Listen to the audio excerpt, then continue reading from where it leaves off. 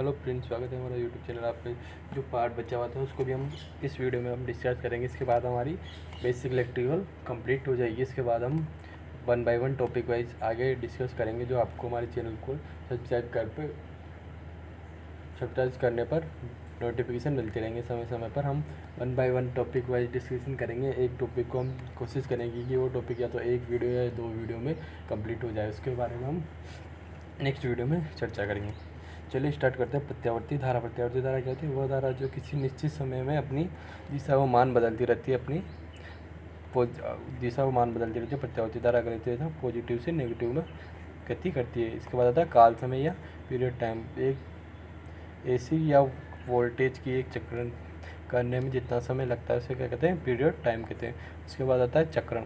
चक्रण कहता है धारा वोल्टेज बदल रही हो तो उसका पूरा मान और दिशा को चक्रण कहते हैं। जब धारा पॉजिटिव दिशा में शून्य से चलकर उच्चतम मान पर वापस शून्य और फिर उच्चतम मान पर हो जाए तो इसे चक्रण कहते हैं। इसके बाद फ्रीक्वेंसी या आवृत्ति। प्रति सेकंड साइकिलों या चक्रणों की संख्या क्या कहलाती है? आवृत्ति कहलाती है। इसका फॉर्मूला क्या था? एफ बराबर 1/t। या एफ क्या है? आवृत्ति, और टी क्या है? समय या चक्रों की संख्या। तो इसका एफ बराबर NP/120, जहाँ एन क्या है? चाल स्पीड, और पी क्या है? पोलों की संख्या। इसे हर्ट्ज में मापते हैं। हर्ट्ज साइकिल पर सेकंड। भारत में आवृत्ति का मात्रा कितनी होती है? 50 हर्ट्ज पर सेकंड।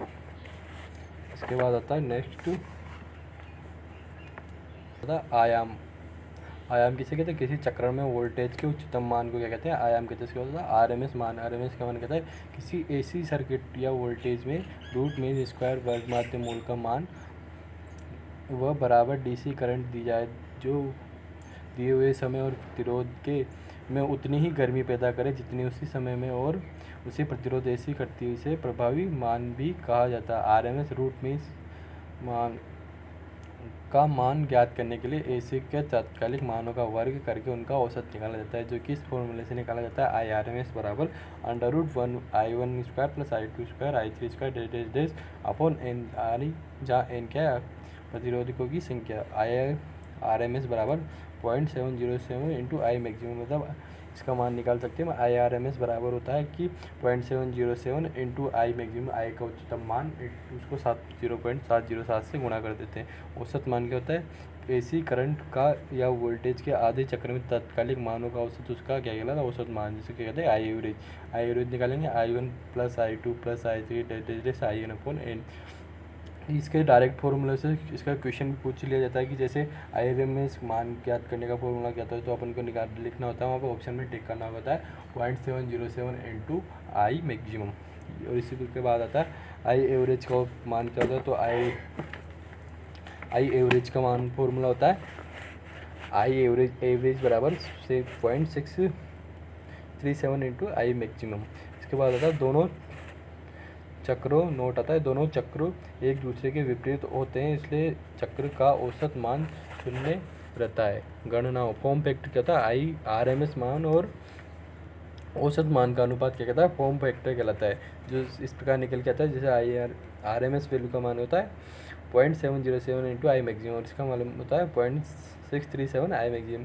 तो आई मैक्सिमम से आई मैक्सिमम कट जाता है, या फिर इसको सोल्व कर सकते हैं मान के हिसाब से, पर दोनों की वैल्यू से होने के कारण कट जाएगा डायरेक्ट। तो 0.707 डिवाइड बाई 0.637 में भाग देने पर हमें आता है 1.11, इसका मान निकलने जाता है। इसके बाद आता है फेज। हम सभी जानते हैं कि फेज क्या होता है? AC करंट या वोल्टेज का मान समय के साथ परिवर्तित होता है, किसी भी पलूसी दिशा में उसका फेज रहता है। उसके बाद आता है फेज कितने प्रकार के? दो फेज, इन फेज और आउट फेज। इन फेज क्या होता है? जब वोल्टेज और करंट एक साथ घटते और बढ़ते हैं और आयाम समान हो तो वे एक दूसरे को इन फेज कहलाते हैं। आयाम समय के अनुसार समान या अपरिवर्तित रहता है। उसके बाद आता है आउट फेज। आउट फेज क्या होता है? जब वोल्टेज व धारा शून्य से शुरू न हो और न ही आयाम समान हो तो दोनों आउट फेज कहलाते हैं। ये एक ग्राफ होता है जिससे कि इसमें आई का मान मैक्सिमम होता है, जैसे वोल्टेज समय के मध्य ग्राफ खींचा जाए तो वोल्टेज का मान मैक्सिमम, यू मैक्सिमम या वी मिनिमम होता है, या आई मिनिमम जहाँ वी मिनिमम, और यहाँ भी आई मिनिमम होगा और वी मैक्सिमम होगा।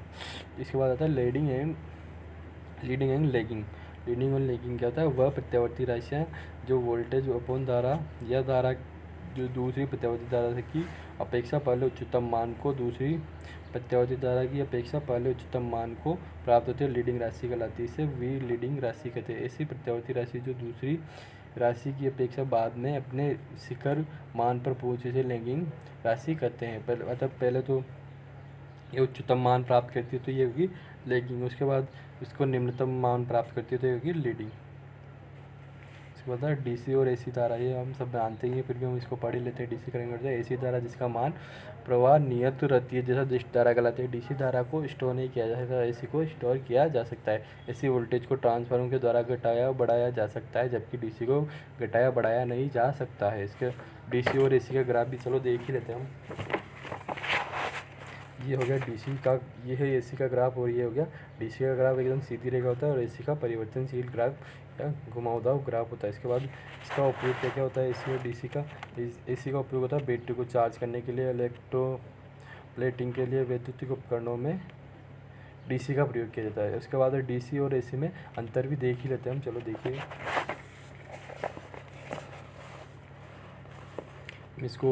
इन दोनों में अंतर इसके सारणी की सहायता से समझेंगे। एसी और डीसी में अंतर। एसी की क्या होता है, पहले अपन एसी के पढ़ लेते हैं, फिर बाद में एक साथ डीसी के पढ़ लेंगे, या पहले एक एसी का पढ़ते हैं एक डीसी का पढ़ते हैं। एसी में क्या होता है, अल्टरनेटिंग करंट की ध्रुवता बदलती रहती है, जबकि डीसी की ध्रुवता नहीं बदलती। एसी का फॉर्मूला होता है आई बराबर वी अपॉन आर, और डीसी का भी सेम यही होता है, आई बराबर वी अपॉन आर। एसी को स्टोर नहीं कर सकते और डीसी को हम क्या कर सकते हैं, स्टोर करते हैं।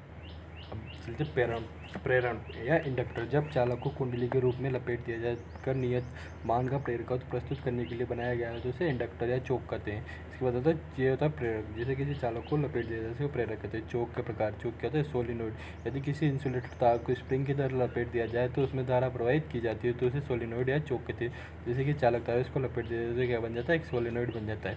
इसके बाद आता है टोरॉइड, ये होता है टोरॉइड। जैसे कि किसी चालक तार या पेन पे अगर जैसे कि इस प्रकार से कुछ लपेट दिया जाए तो ये क्या कहलाता है, सोलोनॉइड कहलाता है। जैसे कि पेन और इस पर कुछ लपेट दिया जाए तो ये क्या सोलोनॉइड बन जाएगा।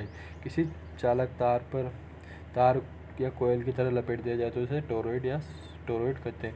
अब जैसे कोर के आधार पर प्रकार, कोर के आधार पर कितने प्रकार की होती है, एयर टाइप कोर। इस प्रकार की कोयल में हवा क्रोड का कार्य करती है, तथा क्रोड के कार्य करते हैं, हवा करती है। इसके बाद आता है फेराइड क्रोड युक्त। फेराइड की रोड क्या होती है, इस प्रकार की चोक में लोहा एवं कार्बन चूर्ण से निर्मित क्रोड को फेराइड क्रोड कहा जाता है। लोहा कार्बन चूर्ण से निर्मित क्रोड को क्या जाता है, फेराइड क्रोड कहा जाता है। इस क्रोड के द्वारा प्रेरण के मान को कुछ सीमा तक बदला जा सकता है। इसका उपयोग कहाँ पे किया जाता है, रेडियो रिसीवर तथा ट्रांसफार्मर में। इसके बाद आता है आयरन क्रोड युक्त। इसमें क्रोड के रूप में नरम लोहा प्रयोग में लिया जाता है। इसके बाद आता है उसके उपयोग क्या क्या होता है, फ्लोरोसेंट ट्यूब में इम्पीडेंस को बढ़ाकर उच्च वोल्टेज पैदा करने में, रेक्टिफायर में, फिल्टर परिपथ में इसका उपयोग किया जाता है। डीसी परिपथ में प्रेरण प्रभाव नहीं होता है, यह केवल एसी परिपथों में उपयोग होती है। इसके बाद आता है इंडक्शन। इंडक्शन क्या होता है, जब कोयल चालक में एसी धारा प्रवाहित की जाती है तो चुंबकीय फ्लक्स परिवर्तित होता है, और जो फेराडे के विद्युत चुंबकीय प्रेरण के नियमानुसार उस कुंडली में तब एक विरोधी विद्युत वाहक बल जो इनपुट वोल्टेज का विरोध करता है उत्पन्न हो जाता है। कुंडली का यह गुण उसका इंडक्शन कहलाता है। प्रेरण या प्रतिरोध एल तथा मात्रक हेनरी होता है। एल बराबर N phi upon I in henry. मात्रक क्या होता है, हेनरी। बताता है चालकता, हम सब जानते हैं कि चालकता क्या होती है, प्रतिरोध के विक्रमानुपाती, जो कि उसमें मुक्त इलेक्ट्रॉन प्रवाह करेंगे, अर्थात उसमें उपस्थित मुक्त इलेक्ट्रॉन की संख्या को दर्शाता है। चालक का मात्रक क्या था, महो या सीमेन होता है। सेल्फ इंडक्शन क्या होता है, कुंडली में उत्पन्न हुआ प्रेरित वोल्टेज की दिशा आरोपित वोल्टेज के विपरीत होती है, इसलिए यह उत्पन्न हुआ वोल्टेज विरोधी वोल्टेज या बैक ईएमएफ कहलाता है। इस कुंडली में एसी प्रवाहित करने पर उसके द्वारा बैक ईएमएफ के द्वारा विद्युत धारा के मान में हो रहे परिवर्तनों का विरोध करने से सेल्फ इंडक्शन या स्वप्रेरण होता है। सही सेल्फ इंडक्शन ई बराबर क्या था, minus L D I upon D T. विरोध वोल्टेज की दिशा रेंज के नियम के अनुसार ज्ञात की जा सकती है। चलिए, ये तो हमारे वह मोस्ट इम्पोर्टेंट बेसिक इलेक्ट्रिकल्स के कॉन्सेप्ट। इसके बाद कुछ और था कुछ और जो कि हम अगले नेक्स्ट टॉपिक में, ये तो बेसिक इलेक्ट्रिकल के हमारे कॉन्सेप्ट कंप्लीट हो चुके हैं। इसके बाद हम पढ़ेंगे कि जो टॉपिक वाइज इलेक्ट्रिकल्स को पढ़ेंगे, जो कि जैसे कि transformer, DC motor, DC generator, one by one करके हम सभी टॉपिक्स को कवर करने की कोशिश करेंगे। आपको इसी प्रकार हमारे चैनल को देखते रहिए। यदि हमारे चैनल पर नए हैं तो लाइक कीजिए, शेयर कीजिए, सब्सक्राइब कीजिए, अपने दोस्तों को बताइए ताकि वो अपने अच्छे से पढ़ें और अपनी एग्ज़ाम की तैयारी अच्छे से करके एग्ज़ाम क्रैक कर सके। Thank you for watching this video and like, comment, share, subscribe channel.